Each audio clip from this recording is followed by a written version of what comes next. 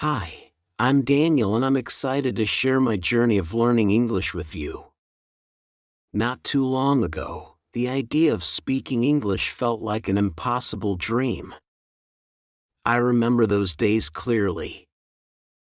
I would sit in my small room, surrounded by textbooks and notebooks, feeling overwhelmed by the sheer amount of work I had ahead of me. It was as if a giant wall stood between me and the world I wanted to explore. And that wall was made up of words I didn't understand and sentences I couldn't form. Back then, every time I tried to listen to English, it sounded like a blur of sounds that I couldn't make sense of. Watching movies without subtitles. Forget it. Even simple conversations were a struggle. I couldn't follow along when people spoke quickly, and I found myself nodding and smiling, pretending to understand when in reality I was lost. The thing is, I knew how important English was for as long as I could remember. I had dreams of traveling to new places, meeting people from different cultures, and advancing in my career. But all of those dreams seemed out of reach without English. I needed it to communicate with colleagues at work, to navigate through different countries, and even to enjoy things like reading books and watching shows in their original language. It felt like English was the key to a door that led to so many opportunities, and I didn't have it. I remember sitting there thinking about all the things I wanted to achieve, and feeling a mix of frustration and determination. I had to do something. But where was I supposed to start? I didn't know anyone who could guide me. And the more I thought about it, the more daunting it seemed. The fear of failure was real. I worried that I wouldn't be able to learn, that I'd always struggle, and that I'd never reach my goals. But deep down, I knew I couldn't let that fear hold me back. I couldn't ignore the importance of English any longer. It was time to take the first step, no matter how small, and begin my journey. And so, with a mix of uncertainty and hope, I decided to dive in, determined to turn my dream into a reality. One word at a time. As I sat there thinking about the obstacles in front of me, I began to realize something important. If I truly wanted to achieve my dreams, I had no choice but to learn English. It wasn't just a skill. It was the key to unlocking a future I'd always imagined for myself. Every time I pictured what my life could be like, English was at the center of it. I could see myself walking through the streets of cities. I'd only read about ordering food in a bustling cafe in Paris or asking for directions in New York. I imagined meeting people from different cultures, exchanging stories and ideas, and forming friendships that would span continents. These were the things that excited me. The things that made me want to get up every morning and push forward. But it wasn't just about travel and new experiences. I knew that learning English could open doors in my career as well. I dreamed of working in an international company, where English was the bridge between colleagues from all over the world. I wanted to be part of a team that solved problems, innovated and created something meaningful. But to do that, I needed to communicate effectively in English. I needed to be able to express my ideas clearly, understand what others were saying, and contribute to discussions with confidence. These thoughts fueled my determination. I knew that learning English was no longer just an option.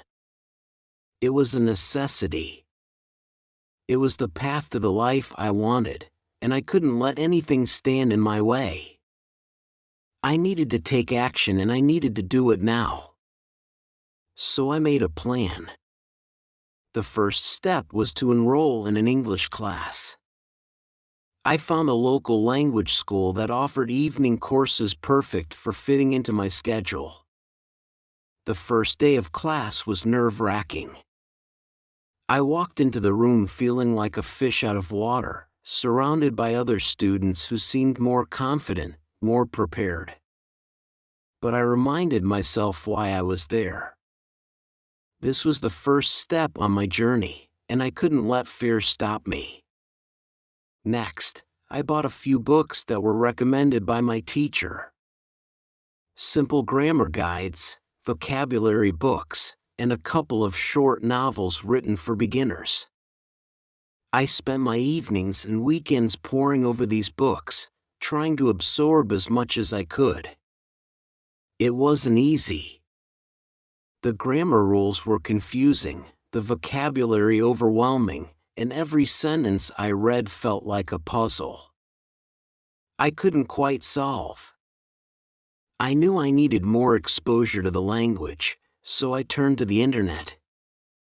I started watching English videos online, everything from tutorials and documentaries to interviews and movie clips. But at first it was like trying to tune into a radio station with poor reception. The words flew by too quickly, blending together into a blur of sounds that were impossible to decipher. I'd pause and rewind, trying to catch individual words, but it was frustrating. My brain wasn't used to processing English at that speed, and it felt like I was drowning in information I couldn't grasp. Despite the challenges, something inside me wouldn't let me give up. I reminded myself of my goals, the places I wanted to go, the people I wanted to meet, the career I wanted to build. I knew that every minute I spent struggling with English was a step closer to making those dreams a reality. I was determined to keep going, no matter how difficult it seemed. I understood that learning a language wasn't going to happen overnight, but I was willing to put in the effort. Each day I pushed myself a little further, knowing that one day it would all start to make sense. And so with each video I watched, each page I turned and each class I attended, I felt a small spark of progress. It was slow and often frustrating, but I was moving forward. I was on my way to becoming the person I wanted to be, and that was all the motivation I needed to keep going. As the days turned into weeks, my motivation became a powerful force driving me forward. Each time I felt overwhelmed, I would close my eyes and picture myself achieving my goals. I imagined standing in a meeting room, confidently presenting my ideas to colleagues from around the world. I saw myself sitting in a cozy cafe, chatting with new friends I had made while traveling, our conversation flowing, effortless in English. These visions of my future weren't just daydreams. They were my fuel. I started setting small goals for myself. I challenged myself to learn 5 new words every day, to finish reading a chapter of my book without looking up every other word, and to understand just a little bit more of each video. I watched it was these small victories that kept me going. Every time I learned a new word or understood a phrase without needing to translate it in my head, I felt a surge of pride. These moments reminded me that progress, no matter how slow, was still progress. But there were still days when doubt would creep in, when I would question whether I was truly making any headway. On those days, I would remind myself of why I started this journey. I wasn't just learning English for the sake of it. I was doing it to build the life I wanted. I was doing it for the future I dreamed of, for the opportunities that were waiting for me on the other side of this challenge. In those moments of doubt, I would also look back at how far I'd already come. Even though the road ahead was long, I had already taken the most important step, the first one. And as long as I kept moving forward, no matter how slowly, I knew I would eventually get to where I wanted to be.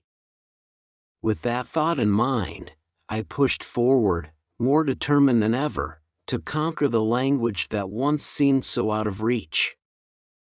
The first few weeks of my English learning journey were some of the hardest I've ever experienced. I knew it wouldn't be easy, but nothing could have prepared me for the reality of just how difficult it was to break through the barriers of a new language. Every day felt like an uphill battle, and more often than not, I found myself struggling just to keep up. Pronunciation, for example, was a constant source of frustration. No matter how many times I listened to a word trying to imitate the sounds, they just wouldn't come out right. The English sound in particular was my nemesis.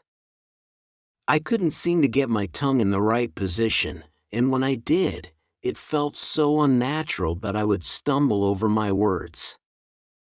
I would practice in front of the mirror, repeating words and phrases until my mouth felt numb, but still the sounds wouldn't flow naturally. I could hear the difference between my attempts and the way native speakers pronounced the words, and it made me feel self-conscious.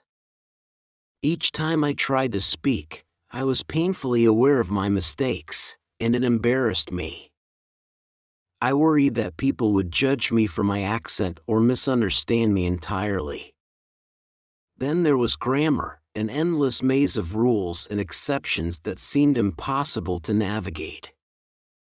I spent hours trying to wrap my head around verb tenses, articles, prepositions, and sentence structure. Every time I thought I had something figured out, I would come across a sentence that broke the rules I had just learned. I would mix up my tenses, use the wrong prepositions, or forget the proper order of words. The sheer complexity of English grammar was overwhelming, and I often felt like I was drowning in a sea of rules that I couldn't master. Speaking with others was another major challenge in class. When it came time for conversation practice, I would freeze. It was as if my brain went blank. The moment I tried to speak, I knew the words. I had studied them, written them, and repeated them. But when I needed them, they seemed to vanish. I would struggle to string together even the simplest sentences, fumbling over words and hesitating as I searched for the right phrases. My classmates seemed to find it easier, and I envied their fluency. They would converse effortlessly while I sat there, paralyzed by my fear of making mistakes. It wasn't just in the classroom either. When I tried to use English outside of class, the same thing happened. Whether I was asking for directions, ordering food, or attempting small talk, I would stumble over my words, my nerves getting the better of me. My heart would race and my mind would spin as I tried to remember the right words, the right grammar, the right pronunciation, all while under the pressure of a real-life conversation. The fear of saying something wrong or being misunderstood was so intense that I often found myself avoiding speaking English altogether. It was easier to stay silent than to risk embarrassment. There were days when the challenges felt insurmountable. When I would sit in my room after a particularly difficult class feeling defeated, the progress I had imagined seemed so far out of reach, and I would wonder if I was really cut out for this. Maybe I wasn't as capable as I thought. Maybe learning English was just too hard for me. Those were the moments when doubt would creep in, whispering in my ear that I should give up. That I would never really master this language. But as much as I was tempted to quit, I knew deep down that giving up wasn't an option. I had already invested so much time and effort, and I couldn't let all of that go to waste. More than that, I knew that if I quit now, I would regret it later. I would always wonder what could have been if I had just pushed a little harder, stayed a little longer. I didn't want to look back on this period of my life with regret, knowing that I had let fear and frustration stop me from achieving my goals. So even on the toughest days, when it felt like I was making no progress at all, I reminded myself of why I started this journey in the first place. I held on to the vision of my future, the dreams that had inspired me to learn English, and I told myself that the only way to make those dreams a reality was to keep going, even when it felt like I was moving backward. I knew that each challenge I faced was a necessary step on the road to success, and so I resolved to face those challenges head-on. No matter how difficult they were, knowing that every struggle brought me one step closer to the person I wanted to become. After battling through those initial weeks of frustration and doubt, I came to a crucial realization. If I wanted to succeed in learning English, I needed a better plan.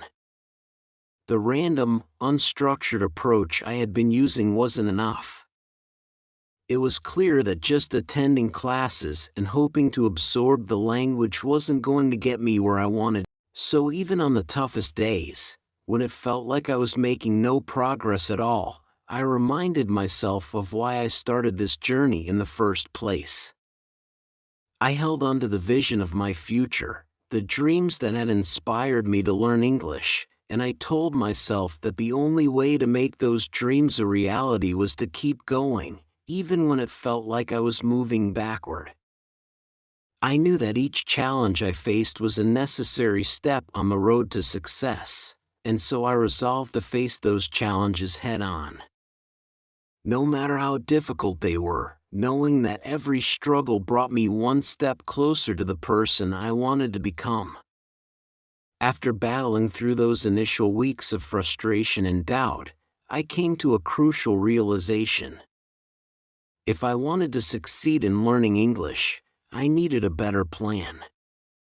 The random, unstructured approach I had been using wasn't enough. It was clear that just attending classes and hoping to absorb the language wasn't going to get me where I wanted to be. I needed a strategy, a systematic way to build my skills and gain confidence.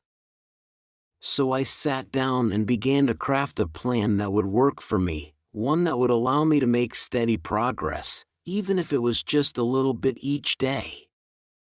The first thing I decided was to make English a part of my daily routine, no matter how busy I was. I realized that consistency was key. It wasn't enough to practice only when I had a full hour, or when I felt particularly motivated. Instead, I committed to practicing every single day, even if it was just for 10 minutes. I started small, knowing that it was better to do a little bit every day than to overwhelm myself with too much at once and risk burning out. My new mantra became a little progress. Each day adds up to big results. One of the first tools I incorporated into my routine was flashcards. I knew that expanding my vocabulary was essential, but I also knew that simply reading lists of words wouldn't be enough. I needed a way to actively engage with the language to make those new words stick in my memory. Flashcards were perfect for this. I started by creating a set of cards with the most common English words and phrases. Writing the English word on one side and the translate or definition on the other. I carried these cards with me everywhere I went on the bus during lunch breaks, even while waiting in line at the grocery store. Whenever I had a spare moment, I would pull out my cards and quiz myself. Over time, I began to notice that the words I had struggled with were starting to come to me more naturally. It was a small victory, but it gave me the confidence to keep going. In addition to flashcards, I sought out ways to immerse myself in English as much as possible. One of the most enjoyable methods I found was listening to English songs. Music had always been a passion of mine, so it seemed like the perfect way to combine something I loved with my language learning goals. I started with songs that were slower and had clear lyrics, so I could focus on understanding the words.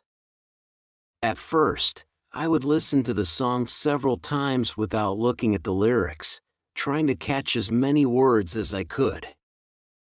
Then I would look up the lyrics and read along as I listened, pausing to translate any unfamiliar words or phrases. Finally, I would sing along, trying to mimic the pronunciation and rhythm of the singer. This not only helped me improve my listening skills, but also made learning English fun and enjoyable. Something I looked forward to rather than dreaded. Movies and TV shows also became a major part of my learning strategy. I knew that watching content in English was one of the best ways to hear the language in context, with all its nuances, idioms, and natural speech patterns. However, I quickly realized that jumping straight into watching movies without subtitles was too challenging for me at that stage. So I started by watching movies with English subtitles. This allowed me to match the spoken words with the written text, helping me to understand the dialogue and pick up on new vocabulary. I would pause frequently to repeat phrases, practicing my pronunciation and trying to mimic the intonation of the actors. Over time, I began to recognize common phrases and expressions, and I felt a sense of accomplishment every time I understood a scene without needing to rely on the subtitles. But perhaps the most important and transformative step I took was to start speaking English with native speakers. This was by far the most intimidating part of my plan. The thought of putting myself out there, of speaking English in front of people who were fluent, terrified me. I was afraid of making mistakes, of embarrassing myself, of being judged. But I knew that if I wanted to improve, I couldn't avoid this step. So I pushed myself to take the plunge. I started small, engaging in brief conversations with my English teacher after class, or with classmates who were more advanced. These interactions were nerve-wracking at first, but I quickly realized that the fear of making mistakes was holding me back more than the mistakes themselves. The truth was, the more I spoke, the more comfortable I became. I began to see mistakes, not as failures, but as opportunities to learn. When I made an error, whether it was using the wrong word or mixing up my tenses, I would take note of it. Ask for clarification often and try to correct it in the future. I found that native speakers were often patient and encouraging, appreciating my efforts to learn their language rather than criticize using my errors. As I continued to practice speaking, I noticed a gradual shift in my confidence. Conversations that had once left me tongue-tied started to feel more natural. I no longer hesitated as much when searching for the right words, and I found myself able to express my thoughts more clearly.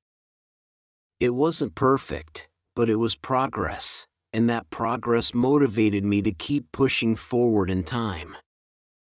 My daily practice, whether it was through flashcards, music, movies, or conversations, started to pay off.